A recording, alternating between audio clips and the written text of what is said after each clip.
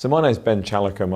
I'm very interested in looking after men and women with what's known as a small renal mass. Now, this is a tumour of the kidney that is increasingly being picked up in the UK due to the amount of scans that we're doing. CT scans, ultrasound scans and MRI scans.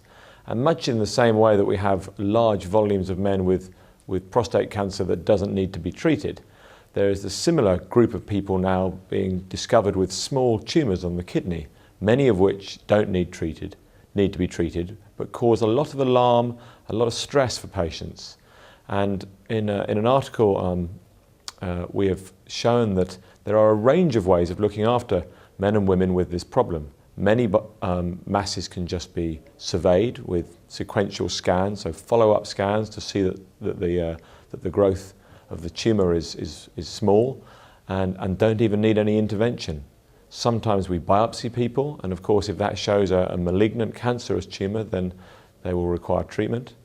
And once we've made a decision to treat, there are now some exciting ways that this can be done. A needle could be placed in the tumour, which will either freeze it with something called cryotherapy or heat it up with something called radiofrequency ablation.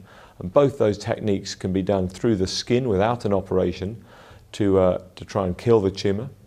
But another thing, and the thing that I'm particularly interested in and involved in at Guy's Hospital, is doing robotic partial nephrectomy.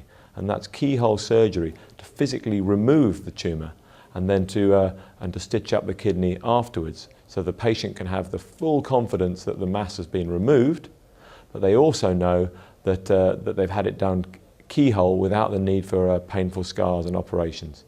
It is now very rare for us to have to take out the kidney in its entirety for one of these issues.